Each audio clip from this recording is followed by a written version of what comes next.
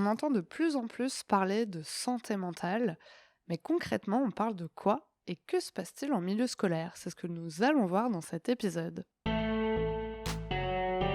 Parentalité et adolescence. Parentalité et adolescence. Bonjour et bienvenue sur Parentalité et adolescence, le podcast qui vous donne des outils et des clés dont vous avez besoin grâce à des interviews d'experts sur divers sujets autour de l'adolescence. L'adolescence n'est pas obligée d'être synonyme de chaos, alors soyez joie, il y a des solutions. Avant de commencer, si vous n'êtes pas abonné à la chaîne YouTube, n'hésitez pas à le faire dès maintenant pour ne pas manquer les prochains épisodes. Je vous propose de rencontrer à travers cet épisode Nadège Monamic, infirmière scolaire, et Fanny François, qui est assistante sociale à l'éducation nationale. Elles vont pouvoir nous parler de leur métier et plus particulièrement de leur rôle au sein de l'établissement scolaire. J'espère que cet épisode vous plaira. Bonjour à toutes les deux. Bonjour. Alors Bonjour. pour commencer, pourriez-vous vous présenter s'il vous plaît ? Alors moi je m'appelle Fanny François et je suis assistante sociale à l'éducation nationale au service social en faveur des élèves de la Gironde dans un collège et deux lycées.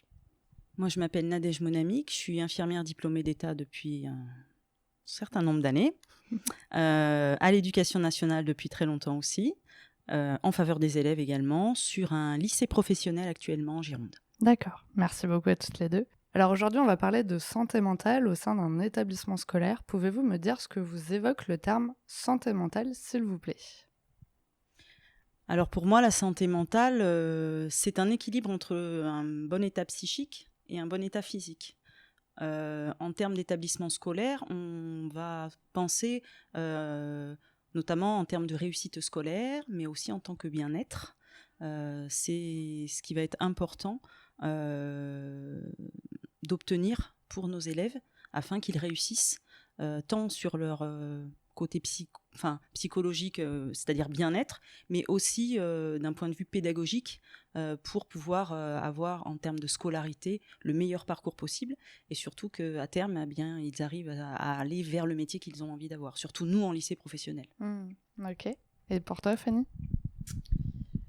Moi, je rajouterais que c'est ce qui va englober le bien-être émotionnel, social et psychologique. Et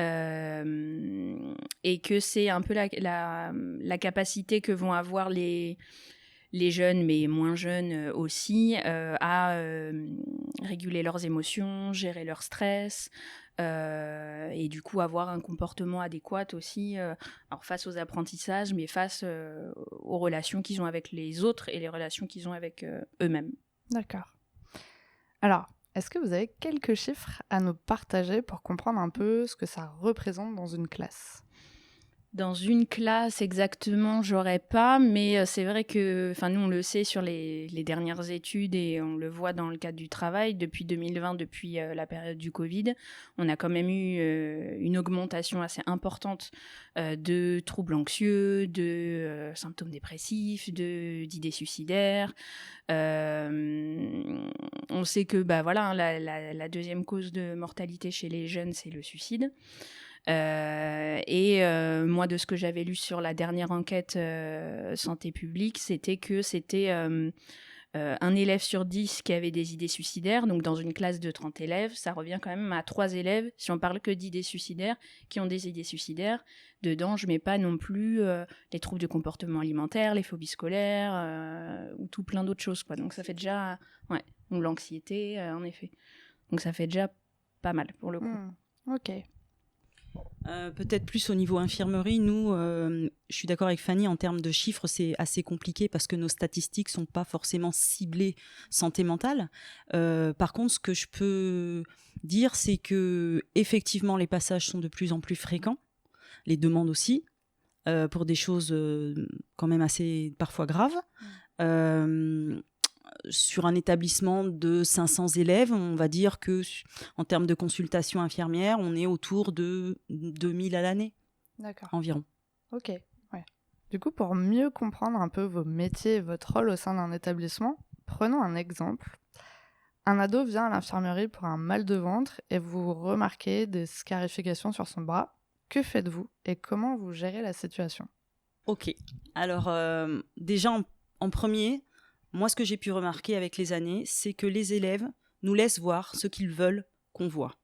À partir du moment où les scarifications sont visibles pour nous, c'est qu'ils ont besoin probablement qu'on en parle, ou en tout cas, ils veulent attirer notre attention sur ce qui se passe, quoi. Ok.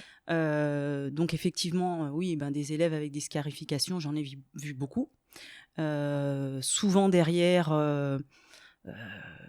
d'ailleurs, la demande n'est pas forcément tout de suite la scarification. Ça peut être j'ai mal à la tête, j'ai mal au ventre, j'ai mal tout plein de choses. Et au final, on s'aperçoit qu'il y a une grande souffrance derrière ça. Ce jeune-là, à mon sens, a besoin déjà en premier lieu d'être écouté, dans les mots qu'il va prononcer, mais aussi dans ses silences, parce que souvent ça en dit long. Et on va lui laisser le temps lors de l'entretien, et ça prend du temps de laisser parler quelqu'un, essayer de comprendre ce qui se passe, d'observer aussi le corps, les larmes, les scarifications aussi, le lieu des scarifications, l'importance, si ça fait longtemps, et qu'est-ce que le jeune met derrière ces scarifications en fait. Et puis, peut-être nous, au niveau infirmerie, en termes de soins, on a le côté soins des scarifications qu'on va aborder avec le jeune, ce que peut-être Fanny va moins faire. Ouais. Moi, mon objectif, souvent, c'est de ne pas laisser la famille de côté par rapport à la prise en charge du jeune.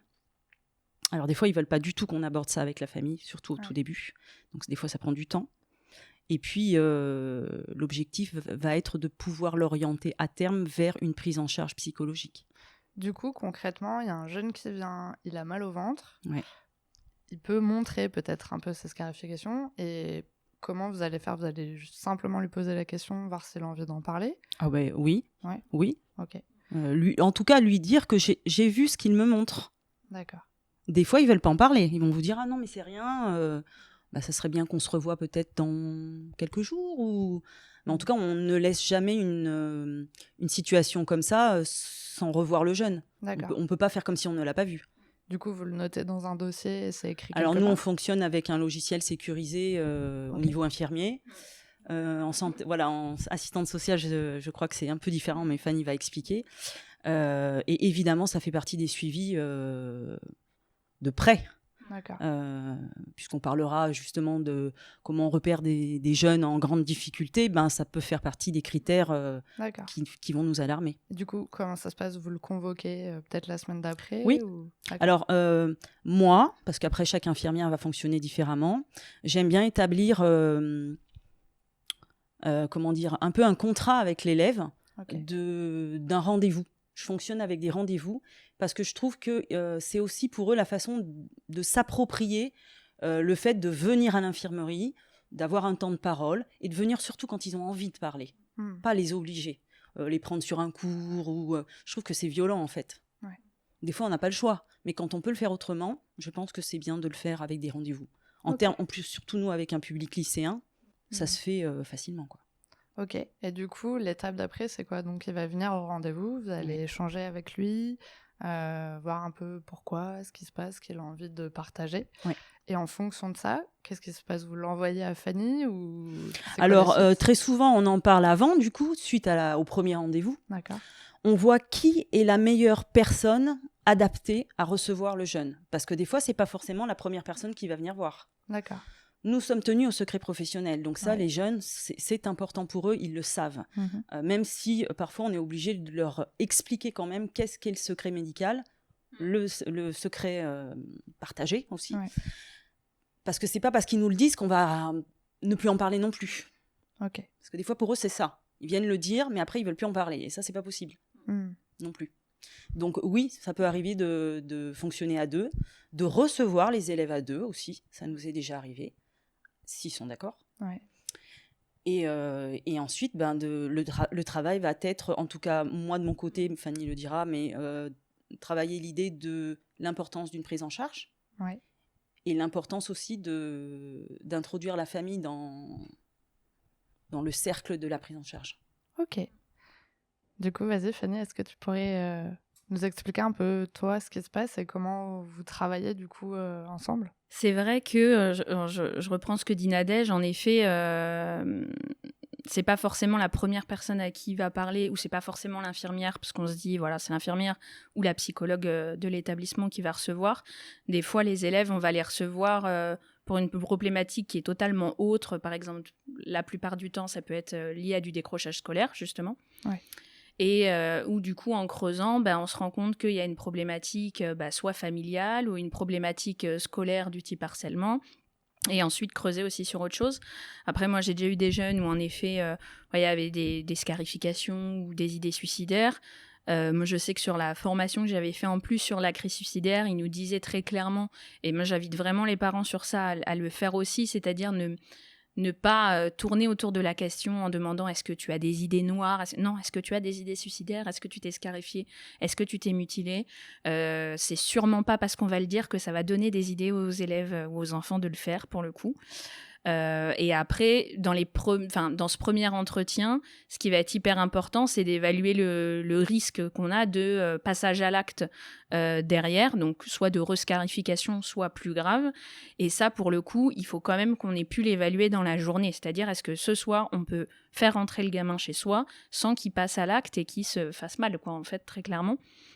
Et après, en effet, on va creuser en fonction de si c'est lié à une histoire familiale, etc. Ça peut être moi qui reçois et qui reçois ensuite les parents parce qu'il y a besoin peut-être d'une médiation ou parce que du coup on se rend compte que il y a un divorce en ce moment à la maison, ou il y a un deuil, ou il y a de la maltraitance, ou voilà des choses qui peuvent être compliquées. Ou alors ça peut être pour toute autre chose, des choses qui sont liées à l'intérieur de l'établissement, voilà, du type harcèlement ou moquerie, etc.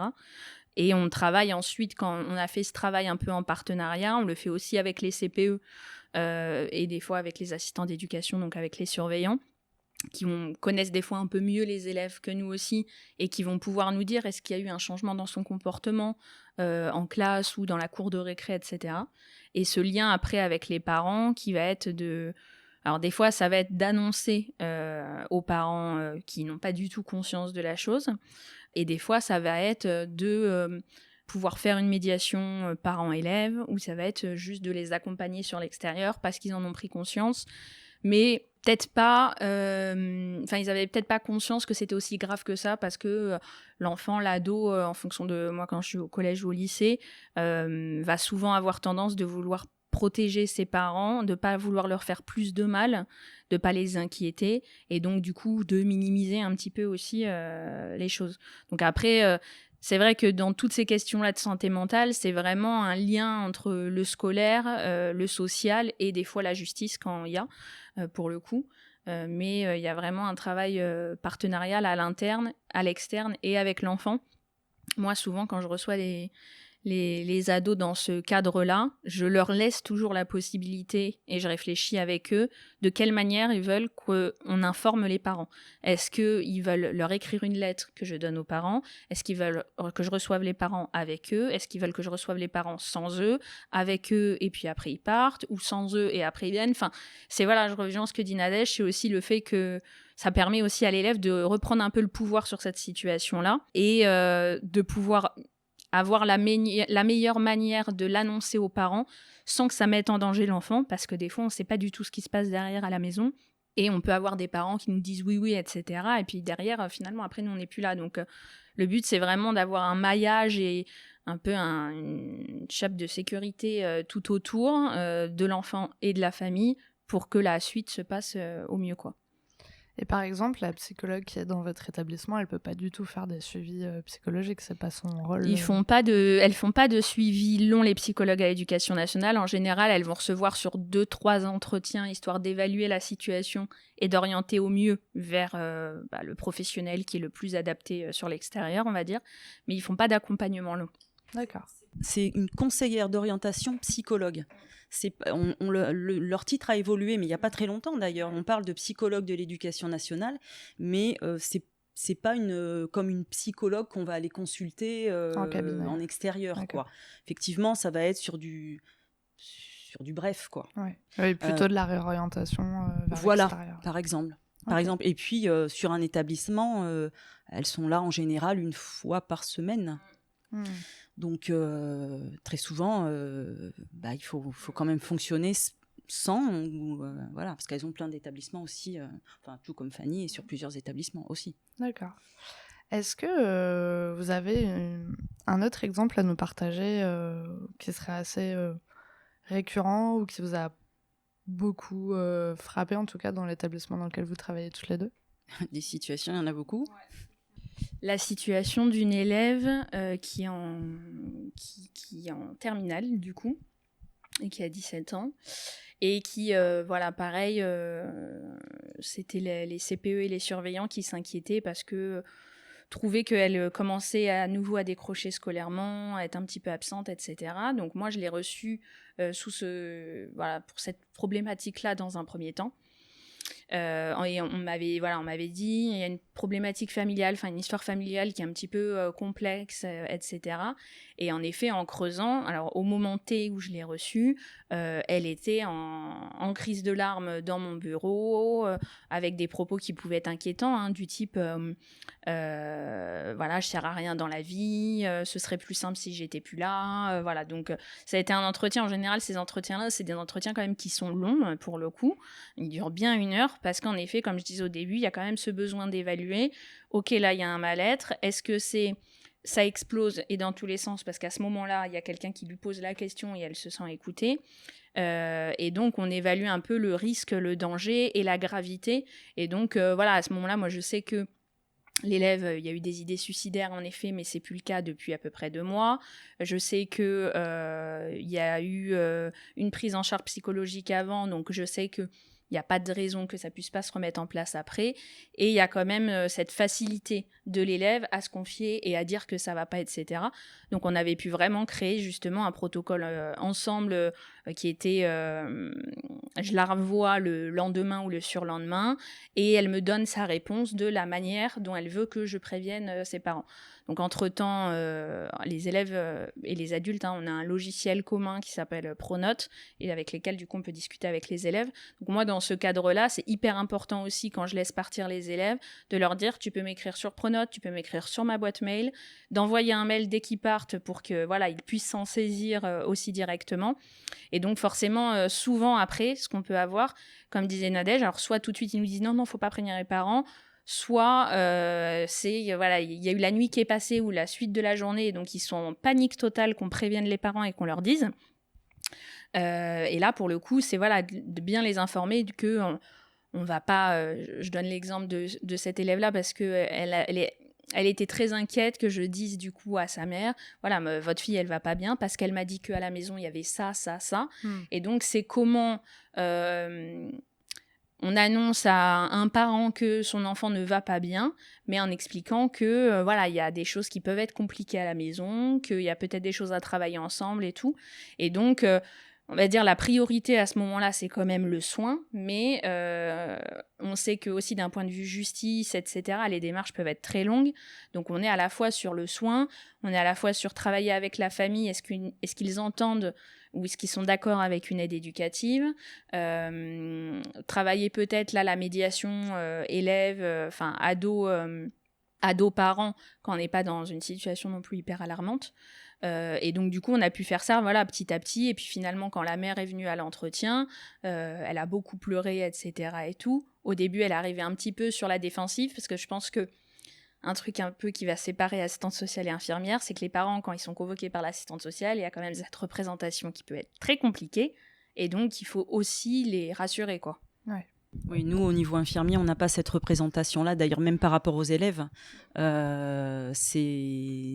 les parents, parfois, passent par nous pour aller vers l'assistante sociale, en fait. D'accord.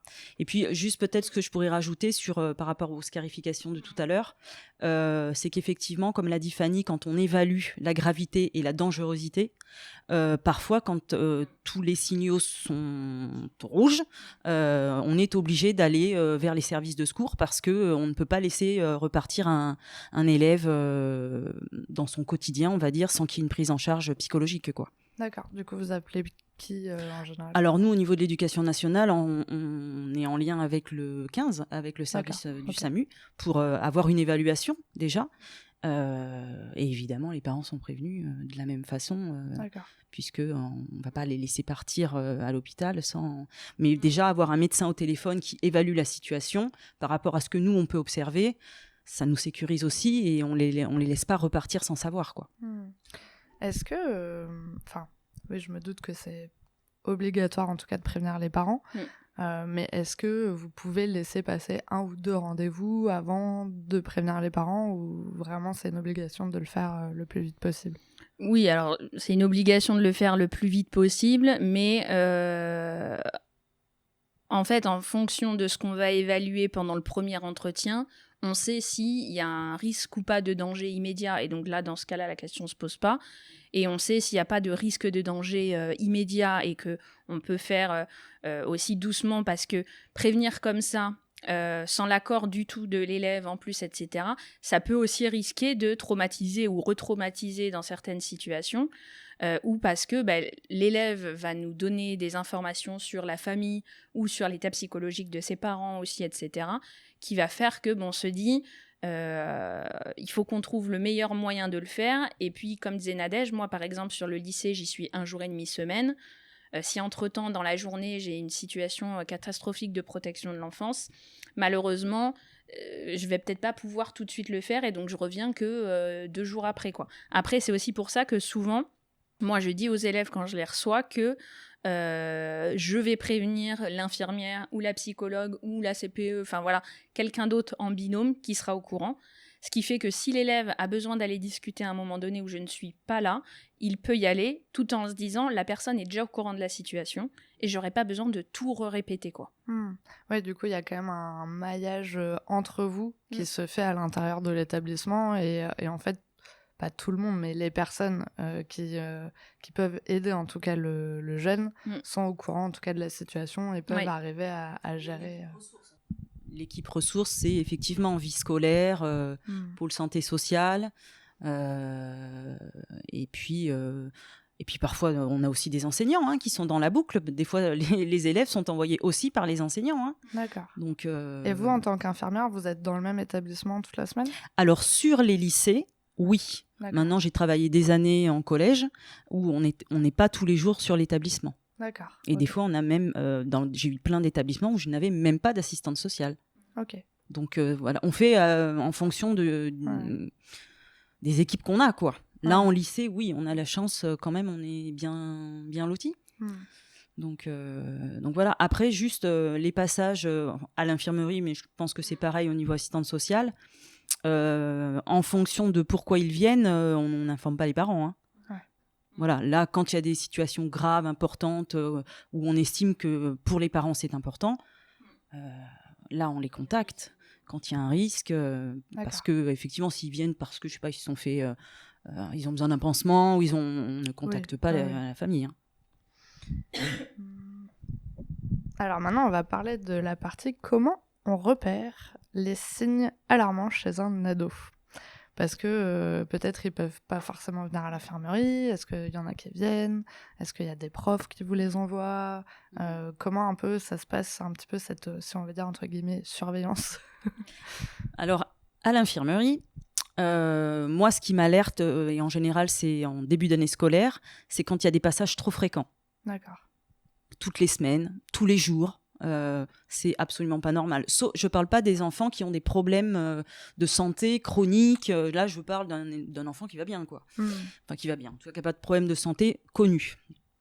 Donc voilà, le passage, l'absentéisme, et effectivement, un membre de la communauté éducative qui va être inquiet et qui va nous adresser l'élève parce qu'il se dit soit parce qu'il a vu quelque chose, soit parce qu'il a l'impression qu'il y a une problématique, mais lui, pendant son cours, il ne peut pas creuser plus que ça, quoi. D'accord, voilà. Ok. Ou la famille aussi. Oui, ça arrive.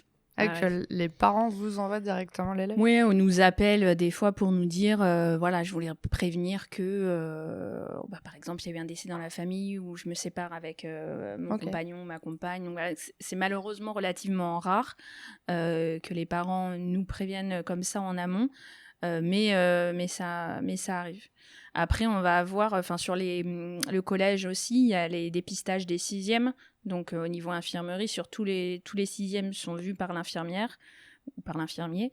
Et donc, du coup, il y a une série de questions qui permet aussi d'évaluer quand même certaines choses. Ok. On va avoir aussi un comportement, le comportement, un élève qui va avoir tendance à avoir beaucoup de faits d'incidents, de problèmes de comportement ou relationnel. On va s'inquiéter parce que, moi, je le dis souvent quand je reçois en plus ces élèves-là dans mon bureau, c'est qu'il n'y a aucun enfant qui naît méchant, violent ou colérique. Donc, soit il l'a appris, soit il l'a vu et il reproduit. Et donc, du coup, ça va être quand même de savoir comment ça se passe, qu'est-ce qui se passe, etc. Ça peut être un changement dans les notes, une chute brutale des notes, par exemple. Des surveillants ou quand il y a un logiciel qui le permet, qui vont remarquer qu'à la cantine, il y a moins de passages à la cantine ou il n'y a pas de passage à la cantine. Où les surveillants vont remarquer en surveillant le self que l'élève mange quasiment pas. Voilà, c'est des choses comme ça qui vont aussi faire un peu tilt, on va dire. Des fois, ça va être aussi le langage non verbal. Et ça, nous, c'est vrai qu'on va peut-être le remarquer quand, par exemple, on va faire des interventions en classe. Mais c'est vrai qu'un prof en classe qui est en train de faire son cours, des fois, face à 30 élèves, il va plus remarquer un élève qui va être insolent, qui va faire du bazar, etc., qu'un élève qui parle pas, qui est refermé sur lui-même, etc. Finalement, il est calme, quoi. Donc, on va peut-être moins s'y inquiéter tout de suite, quoi. C'est parfait, tu m'as fait une parfaite transition pour ma question suivante. Justement, est-ce que vous travaillez avec les professeurs sur de la prévention ou pour leur donner des conseils pour gérer certaines situations ? Alors, sur la prévention, c'est quelque chose, la prévention, elle fait partie de la loi, on est obligé de prévenir sur plein de choses, et notamment là sur la santé mentale, c'était l'objectif de la rentrée de 2023, et nous d'ailleurs sur les établissements, il nous est demandé là cette année de construire un protocole lié à la santé mentale, un peu comme un protocole phare qu'il y avait eu pour le harcèlement, donc qui doit se mettre en place par les équipes ressources notamment. Moi, je sais que là, ça fait quelques mois que je me dis que j'ai envie, dans les actions de prévention, d'aller faire des actions de prévention sur la santé mentale, mais encore faut-il avoir le temps de pouvoir le faire. Quand vous faites de la prévention, ça va être des conférences et des gens... Alors, soit c'est des associations extérieures sur certaines choses, soit c'est nous qui pouvons aller faire de la prévention en classe. En général, on est sur une classe, pas plus, et après, ça peut être... sous forme de débat, sous forme de PowerPoint, de films, en s'appuyant sur des vidéos ou sur des auteurs, ou même sur de la musique. Là, et c'est vrai que finalement, tout ce qui est pop culture a quand même beaucoup déstigmatisé, je trouve, ces derniers temps, tout ce qui est santé mentale. Donc, ça peut être de travailler avec les élèves sur les dernières chansons de Soprano ou de Stromae via L'Enfer ou autre, et de voir avec eux ça, ou des séries comme celle de Netflix dont j'ai perdu le nom. Certain Reason Why. Merci. Qui fait que du coup, voilà, on peut discuter via ce biais-là, mais comme pour toute action de prévention, la difficulté qu'on a, c'est qu'il faut qu'on ait l'aval du professeur pour aller intervenir en classe. Donc, c'est-à-dire que lui, il perd 1 heure de cours, ce qui peut être un peu compliqué aussi à certains moments. Oui, c'est pas quelque chose qui est ajouté dans leur emploi du temps. C'est à la place de leur cours, du coup. Donc, c'est vrai que voilà, ils ont eux-mêmes un temps serré.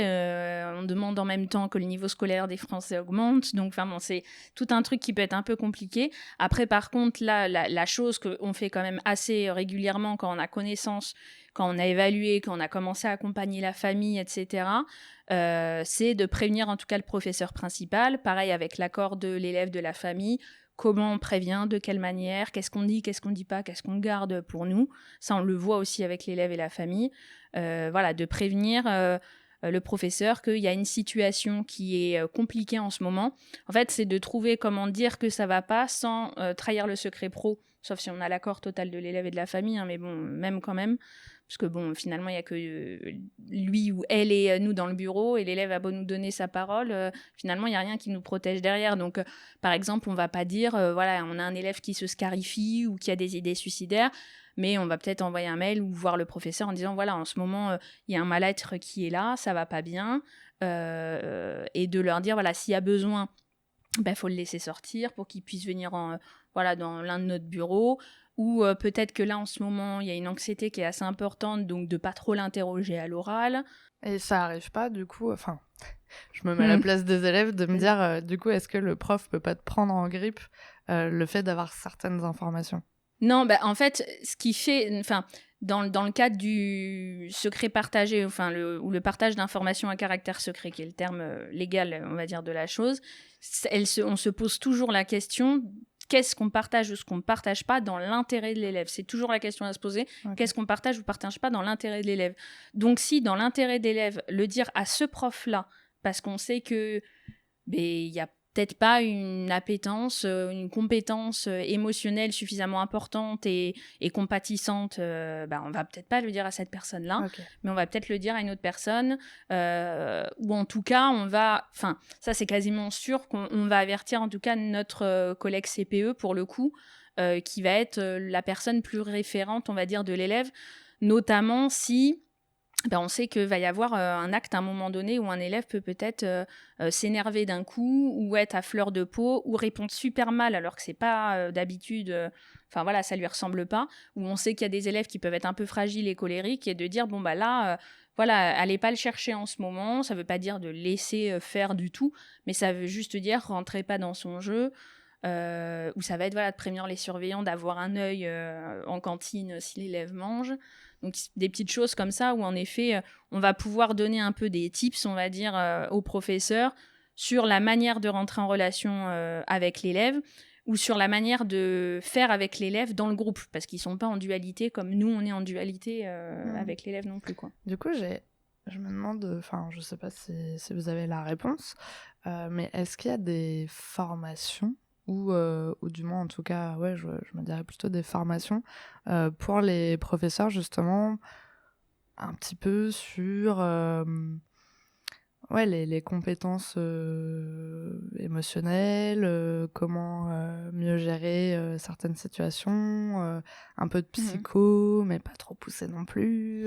On a certains profs qui ont fait des fois des licences de sciences de l'éducation avant, donc il y a... En fait, en étant professeur, ils ont fait des licences qui sont différentes en fonction de où ils viennent, donc ça dépend. Après, au niveau de l'éducation nationale, il y a des formations à l'interne qui sont possibles, qui ne sont pas les mêmes en fonction de chaque académie, etc. Il y a des formations qu'on peut faire aussi à l'extérieur qui nous sont proposées. Là, moi, j'ai fait 3 jours de formation avec Charles Perrins.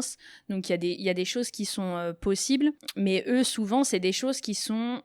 Enfin, si c'est pas dans le cadre de l'éducation nationale, c'est forcément des choses qu'ils vont faire en plus de leur travail où ils sont pas payés, du coup, donc c'est des heures supplémentaires. Ouais. Nous, en général, c'est sur nos heures de travail, voilà. Voilà, il faut que ce soit... Et puis, il faut que ce soit accepté par le chef d'établissement, donc ça dépend... ça va dépendre aussi du chef d'établissement. Mais certaines fois, il y a des formations qui peuvent avoir lieu... moi je sais que sur l'académie de Créteil, là, avant que j'arrive, il y avait tout un pôle sur les compétences psychosociales et émotionnelles et sur le bien-être à l'école, etc.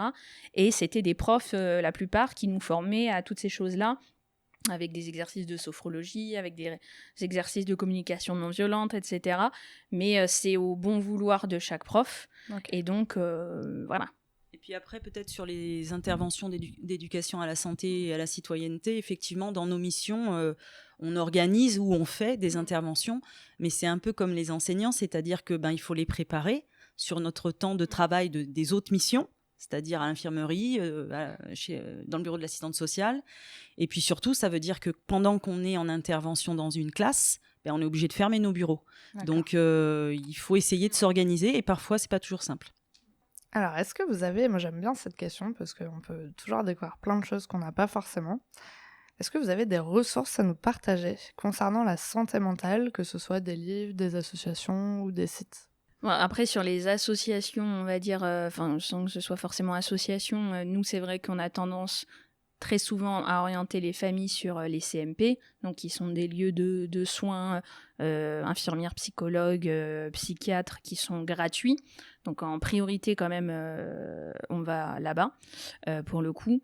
Pour ceux Après, qui ne savent pas, les CMP, c'est ce qui est lié au c'est lié CHU. c'est lié. Bah alors là, c'est lié à Charles Perrin Ouais. ici. Après, c'est lié en général, c'est lié à l'hôpital psychiatrique du lieu de secteur. Ouais, voilà. D'accord. Ok. Et donc il y en a dans à peu près toutes les villes où il y en a intercommunales quand c'est des tout petits villages.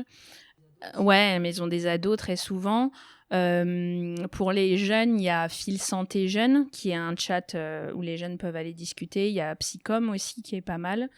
Après, on va voir... En fait, en termes de santé mentale, du coup, c'est hyper large parce que va y avoir des trucs... par exemple, va y avoir des livres ou des films qui vont être très précis sur une thématique. Qui va pas du tout être la même. Voilà, par exemple sur le harcèlement, il y a plein de livres qui existent aujourd'hui, il y a plein de romans. Sur les TCA, il y en a un petit peu, je pense, mais bon, c'est pas non plus le plus présent. Et dans les romans, Il y a aussi des livres sur la psychopathologie de l'enfant et de l'adolescence, qui va être plus peut-être du côté soignant, pathologie. Après, il y a aussi pas mal de romans, de livres très accessibles. Là, je pense à elle, alors je vais parler d'elle, de Isabelle Filliozza. Ouais. Voilà, elle aborde tellement de sujets et c'est des livres qui sont très faciles, qui sont pas coûteux, voilà, même pour les ados eux-mêmes, il y a des sujets qui peuvent être intéressants, quoi. Moi, il y a aussi en général, dans les livres que j'ai dans mon bureau la plupart du temps, alors que j'ai plus sur le collège, parce que chaque fois, je peux pas me trimballer tous les livres sur les 3 établissements, mais en fonction de certaines thématiques, par exemple, moi, je sais qu'il y a la BD C'est mon petit doigt qui me l'a dit, qui est sur l'inceste. Ok. Il y a On l'appelait Vermicelle, qui est sur... les histoires familiales qui peuvent être un peu compliquées, les non-dits sans forcément qu'il y ait de maltraitance, mais quelque chose d'un peu peut-être toxique ou compliqué. Je sais qu'il y a une auteure qui avait écrit Heartstopper, qui a sorti là Loveless, qui est justement un roman sur voilà, une ado qui vit une certaine solitude, une certaine tristesse et dépression, et qui va jusqu'à finalement quelque chose plus lié à l'espoir. Et après, moi, une BD que j'ai dans mon bureau, c'est Quand on te fait du mal, qui est écrit par Muriel Salmona, qui a beaucoup travaillé sur le psychotraumatisme et qui a été du coup mis en image par Claude Ponty, et qui permet de faire comprendre aux enfants et aux ados l'impact et l'importance finalement qu'il y a pu avoir des traumatismes dans la vie, ou de phrases pas très gentilles ou de violences verbales, et comment ça peut impacter leur bien-être, leur relation à soi, leur capacité à gérer leurs émotions, etc. Donc pour le coup, voilà. Et je sais qu'il y a eu un film là, qui est un film documentaire qui est sorti il y a pas très très longtemps, parce qu'il a été pas mal... Voilà, il y a eu pas mal de choses l'année dernière. En fait, chaque année, je crois que c'est le 10 octobre, la journée de la santé mentale, et il y a plein de choses qui se mettent en place en général sur ces journées-là.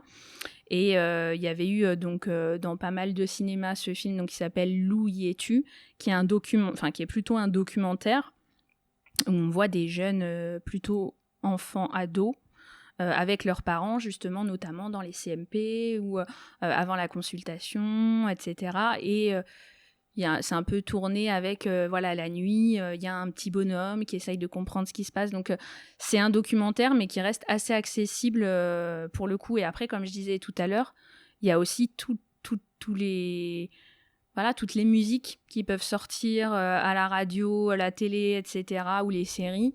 Qui peuvent, sur lesquels on peut... C'est très porteur. Tout ce qui est série, ils sont vraiment adeptes de ça, quoi. Peut-être plus que le livre. Ouais. Et le film, ouais, peut-être. Merci, en tout cas, ça nous a donné plein de ressorts. J'essaierai de tout citer dans la description de l'épisode, comme ça vous pourrez le retrouver très facilement. Une avant-dernière question. Comment les parents peuvent accompagner leurs jeunes en souffrance ? Est-ce que vous avez des petits conseils à leur partager ? Alors c'est vrai que l'adolescence, c'est pas un moment facile ni pour le jeune ni pour la famille. c'est le passage de l'enfance vers l'âge adulte. Mais l'adolescence, c'est pas forcément une maladie non plus. Parce que des fois, on a l'impression qu'il faudrait presque trouver des traitements anti-adolescence. Ça n'existe pas. C'est un passage, je dirais même, nécessaire pour se construire. Alors, c'est vrai qu'en tant que parent, parfois, on est déboussolé parce qu'on quitte un enfant, on comprend pas ce qui se passe. Là, il y a des phénomènes hormonaux, physiques, psychiques, qui arrivent de toutes parts. Et moi, pour entendre parfois des parents qui m'appellent parce qu'ils ne savent plus, souvent ils se sentent très coupables aussi, parce que justement, ils ont l'impression qu'ils ne sont pas à la hauteur, alors que, non. Enfin, voilà, moi, je suis maman aussi, et on est déstabilisé, c'est sûr, tout comme le jeune d'ailleurs. Mais je crois que ce qu'il ne faut pas perdre, malgré tout, c'est le dialogue entre le jeune et la famille. Et que si on garde ce dialogue, on va affronter ces intempéries, on va faire ce qu'il y a à faire, accompagner, écouter, et on va en sortir grandi, que ce soit pour le jeune comme pour les parents. Merci beaucoup, très beau message. Moi, j'aime beaucoup dire aux parents que il faut déjà qu'ils fassent le job pour eux-mêmes. Un enfant a appris à marcher parce qu'il a vu ses parents marcher, il sait manger parce qu'il a vu son père, sa mère manger. Et donc, la première chose à faire, c'est de montrer et d'éduquer son enfant à parler de ses émotions, à parler de ses difficultés, à dire que ça va pas, à pouvoir demander de l'aide. Ça peut être tout bête, hein, mais souvent, on a des parents qui veulent tellement pas inquiéter leurs enfants. Alors, il y a une différence entre totalement déverser sur son enfant ses angoisses et formuler en rentrant aujourd'hui, j'ai eu une mauvaise journée, je suis triste, je suis déçue de moi, voilà, j'aurais besoin d'eux, est-ce que tu penses que tu pourrais faire ça? Enfin, c'est important de le faire parce que ça permet à l'enfant de dire, ok, le dire, le faire fait que c'est possible, je suis pas faible ou je vais pas me désintégrer parce que je dis que ça va pas, et ça permet aussi de montrer à l'enfant que c'est commun à tout le monde. En fait, le gros problème qu'il y a de la santé mentale, c'est que c'est très stigmatisé, encore plus chez les adolescents, et que du coup, si un enfant dans sa famille, il a jamais eu ses parents qui lui ont dit, qui lui auront parlé de ses émotions ou qui ont écouté ses émotions, du coup, via le dialogue notamment, où la seule réponse émotionnelle qu'il y avait à la maison quand on n'allait pas bien, c'était les cris ou c'était la colère. Finalement, il ne sait pas faire. Donc, c'est quand même hyper important. Et je rejoins en effet la question du dialogue et le fait d'accepter peut-être de pas tout comprendre. En fait, ce qui est hyper important, c'est que l'enfant, il puisse il puisse sentir que son parent est dans une certaine empathie de la douleur qu'il a aujourd'hui et de pas renier, de pas nier ou de pas minimiser la souffrance ou la douleur du gamin. Souvent, on va avoir des parents, moi je sais que je l'ai vécu aussi, où voilà, on va dire oui, je me sens grosse, ou je suis ceci, ou je suis cela. Il va dire mais non, t'es belle comme un cœur, arrête, n'importe quoi. Ça va pas du tout aider l'enfant de lui dire, ou l'adolescent, mais non, c'est pas vrai, n'importe quoi, tout va bien, ou t'en fais des caisses, ou t'es trop sensible, ou non. Il a juste besoin qu'on lui dise d'accord, j'entends ce que tu me dis, qu'est-ce que tu voudrais que je fasse, ou de quoi tu aurais besoin, ou juste de lui dire aussi, et ça je pense que ça peut être compliqué en tant que parent, que son enfant, et souvent nous quand on appelle les parents pour leur dire voilà, votre enfant ne va pas bien et vous étiez pas au courant, ce qui est très compliqué, c'est de se dire mais pourquoi il m'en a pas parlé à moi? Et donc c'est de leur dire aussi déjà il l'a pas fait contre vous, mais il l'a fait pour vous des fois parce qu'il voulait pas vous inquiéter, et de pouvoir donner les billes à son enfant de si ça va pas bien et que tu veux pas me parler à moi, tu peux aller voir telle personne de la famille ou de l'entourage, et dans ton établissement t'as telle personne, c'est de pouvoir le dire, ou de trouver un moyen de communication. Je sais que quand j'étais petite et qu'avec ma mère on était un peu fâchés, etc., c'était devenu un jeu de s'écrire des petits mots et de les mettre sous la porte d'entrée parce que c'était plus simple de faire passer le message à ce moment-là de cette manière-là. Et puis, voilà, peut-être de le faire dans des moments où l'humeur de chacun est le plus détendue possible, peut-être pas devant toute la famille, et puis en effet repérer s'il y a un changement de comportement, si l'enfant s'enferme plus dans sa chambre, si sa relation avec les devoirs, le travail, la nourriture, elle change. C'est plein de choses comme ça, et puis ne pas rester seul en fait. Comme nous, en tant que professionnels, on sait qu'il ne faut pas qu'on reste seul dans ces situations-là. Un parent, il faut qu'il ne reste pas seul et qu'il pense à prendre soin aussi de lui, parce que souvent, on le dit, un enfant qui va bien, c'est un parent qui va bien aussi, quoi. Alors, c'est super parce que vous m'avez partagé de beaux messages. Mais du coup, c'est maintenant la question des messages. En plus, pour finir, est-ce que vous avez un message à transmettre aux personnes qui nous écoutent aujourd'hui ? Ça peut être pour les parents, pour des pros, un message coup de gueule, un message qui a un rapport avec cette thématique ou pas. Voilà, c'est le message, vous, à ce moment-là, que vous avez envie de partager. Moi, je dirais que tout est impermanent en général, et que souvent à ce moment-là, dans des moments très compliqués comme ça, que ce soit pour les ados ou pour les parents, on a l'impression que la relation va rester cristallisée et très compliquée pendant longtemps, ou que c'est très compliqué de sortir de tout ça, et on a des œillères à ce moment-là. Moi, j'aime bien le rappeler que c'est un passage avec un début et une fin, qu'il y a un mal-être, il y a un début et il y a une fin en général, voilà. Et que si jamais il y a un diagnostic quelconque qui est posé, la différence, elle a plutôt tendance à enrichir le monde qu'autre chose. Et après, moi, ce que j'aimerais dire aux parents, c'est dans le cas où ils ont connaissance que leur enfant ne va pas bien, ou qu'il y a quelque chose qui pourrait perturber, qui c'est peut-être pas encore le cas, mais qui pourrait perturber à l'avenir la scolarité de leur enfant, c'est de ne pas hésiter en effet à prendre accroche le plus rapidement possible. Alors, avec le professeur principal, oui, ça peut être une bonne idée, mais ils ne sont pas forcément formés à ça, mais avec l'infirmière ou l'assistante sociale ou la psychologue, parce que nous, ça permet en amont soit pouvoir prévenir avant qu'il se passe quoi que ce soit dans l'établissement, soit de pouvoir prévenir en effet les professeurs, et que du coup il n'y ait pas quelque chose où on va stigmatiser l'élève parce que c'est un fainéant en ce moment, il ne travaille pas, ou il est insupportable, etc. Et ce qui va venir encore plus fragiliser l'élève parce qu'on lui renvoie quelque chose alors qu'en fait ça ne va pas. Et donc des fois on a des parents qui nous disent oui mais vous ne savez pas ce qui se passe en ce moment, etc. Ben non, en effet on ne le sait pas, et c'est important qu'on le sache, parce que du coup on aurait pu comprendre ça avant, on aurait pu accompagner l'élève, on aurait pu le voir, on aurait pu dire au professeur ceci, cela. Et donc, du coup, des fois, on arrive à des situations qui deviennent très grosses, alors qu'en fait, si on avait travaillé ensemble dès le début, ça aurait été sûrement et mieux pour l'élève et mieux pour tout le monde, mais surtout pour l'élève, quoi, pour le coup. Mais est-ce que finalement, les parents vont plutôt faire donner cette information de ça va pas, ou on va se séparer, ou voilà, avec plutôt au primaire, ou avec des enfants en bas âge, parce qu'il y a une espèce de relation avec la maîtresse en fait, qui est plus personnelle, qui est plus forte en tout cas avec l'enfant. Et du coup, collège, lycée, on estime que soit peut-être l'ado va encaisser peut-être mieux, ou en fait les parents pensent peut-être pas aller vers un professeur en particulier. Exactement. Parce qu'on se dit de toute façon ils ont plein d'élèves, ils ont autre chose à faire que d'écouter mes problèmes. Oui, le lien avec les parents sur les collèges et lycées est beaucoup moins important que sur les écoles primaires. Déjà à l'école primaire, on vient récupérer son enfant, donc tous les soirs il y a quelqu'un qui est quand même là face à la maîtresse, donc on peut échanger de manière informelle, donc ça c'est une certitude. Et après en fonction aussi de nous, comment on a vécu notre adolescence en tant que parents, il y en a qui ont pu grandir plus vite que d'autres, etc. Des fois, on doit rappeler aux parents, alors oui, c'est un ado, oui, il a 17 ans, mais c'est encore un enfant. Et encore plus peut-être chez les garçons, c'est-à-dire que la maturité émotionnelle et la capacité à oser se montrer vulnérable avec ce que nous impose la société en termes de stéréotypes, etc., peut faire que c'est hyper compliqué pour le coup. Après, voilà, bien sûr, il y a des parents...